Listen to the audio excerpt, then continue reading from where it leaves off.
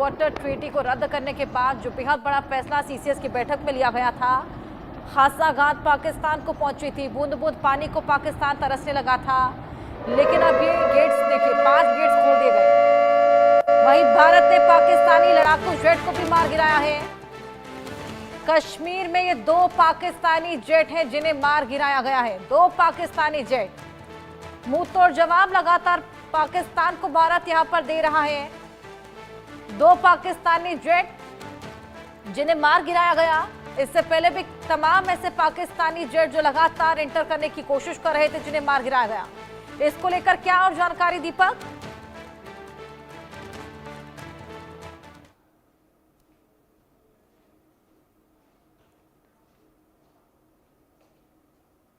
दीपक रहे हम पहले कोई पहल नहीं कर रहे, हम अपनी तरफ से किसी, ना उनका सिविलियन इलाका हो, ना उनकी कोई सरकारी संपत्ति, ना उनके हॉस्पिटल कॉलेज, किसी भी जगह हमने पहले हमला नहीं किया। लेकिन इस तरीके की हरकत कर रहा है, उसके बाद उसको लगातार जवाब दिया जा रहा है। इसी तारतम्य में अब जो 2 पाकिस्तानी जेट थे उनको मार गिराया गया है। ये बड़ी खबर है, उनको मार गिराया गया, क्योंकि जिस तरीके से रात में ड्रोन का हमला, उसके बाद फायरिंग, उसके बाद मोटार और शेल गिराना, बॉम्बिंग करना, तो कहीं ना कहीं एक पैटर्न बनाता चला जा रहा है पाकिस्तान। और इस पैटर्न के इधर यदि समझा जाए, क्योंकि बीते 10 दिनों में जिस तरीके के हालात मैंने यहाँ देखे हैं, हमारी पूरी टीम अलग अलग जगह पर मौजूद है। इन 10 दिनों के हालातों में एक चीज समझ आई है कि जो बीती देर रात देखने को मिलता था, वो चीजें अब बदलती जा रही हैं। अब वो जब मौसम खुलता है सुबह का और सूरज चढ़ता है, तब भी फायरिंग और बॉम्बिंग देखने को मिलती है। और 1-2 नहीं, पूरे इलाके में इस तरीके की जो खबरें हैं, यही कह लीजिए इस तरह की तस्वीरें हैं, वो सुनाई भी देती है और दिखाई भी देती है। तो जिस पैटर्न को बदला जा रहा है, उसी पैटर्न के आधार पर अब जो मौजूदा स्थिति है, उसमें 2 पाकिस्तानी जो जेट हैं उनको मार गिराया गया है।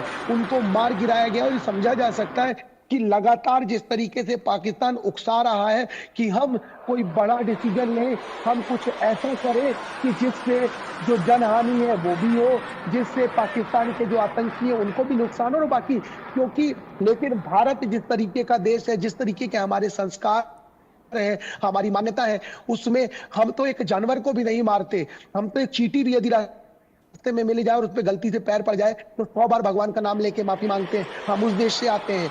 लेकिन पाकिस्तान जिस तरीके से हमारे उन निर्देशों को मार रहा है। चलिए दीपक, आपके पास आऊंगी। एक और बड़ी खबर, बौखलाए पाकिस्तान की एक और नापाक हरकतें अब सामने आई हैं।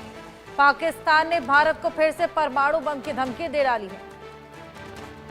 पाकिस्तान जो यहां पर हमले झेल नहीं पा रहा, परमाणु बम की यहां पर धमकी देता हुआ नजर आया है। एनसीए करती है परमाणु हथियार के इस्तेमाल पर।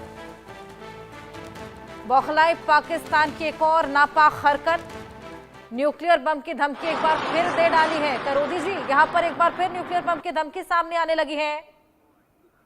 देखिए, ऐसा दीपक जी ने बिल्कुल सही कहा कि जो 2 जेट गिराए हैं वो भी जवाबी कार्यवाही का पार्ट है।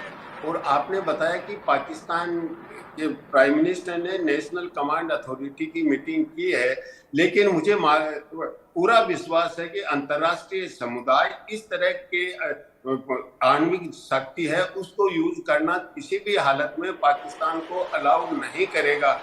भारत पूरी तरह से अंतर्राष्ट्रीय समुदाय की सलाह से चल रहा है, और यहाँ तक कि भारत झूठ और प्रोपेगेंडा का सहारा भी नहीं ले रहा। पाकिस्तान झूठ और प्रोपेगेंडा भी फैला रहा है, क्योंकि भारत हर घटना के बारे में सबूत के साथ अपने देश की जनता को और अंतर्राष्ट्रीय समुदाय को सूचित कर रहा है रेगुलर प्रेस कॉन्फ्रेंस से। लेकिन दूसरी तरफ आपने बताया कि नेशनल कमांड अथॉरिटी की मीटिंग की है, और अगर उस दिशा में पाकिस्तान जाता है तो पाकिस्तान नहीं पूरी दुनिया के लिए एक खतरनाक स्थिति बनती है।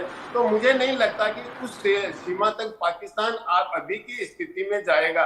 देखिए, हाँ, निश्चित रूप से वो अंतर्राष्ट्रीय समुदाय की सलाह नहीं मान रहा है। दूसरी तरफ वो झूठ और प्रोपेगेंडा का बहुत ज्यादा फैला रहा है, जो एक वार स्ट्रेटेजी के रूप में पाकिस्तान यूज कर रहा है। लेकिन नेशनल कमांड अथॉरिटी की मीटिंग बुलाने का मतलब है उनकी प्रिपेयर्डनेस है, उसका असेसमेंट किया होगा। यूज करने का अभी मुझे नहीं लगता कि इस तरह की कोई स्थिति बनेगी।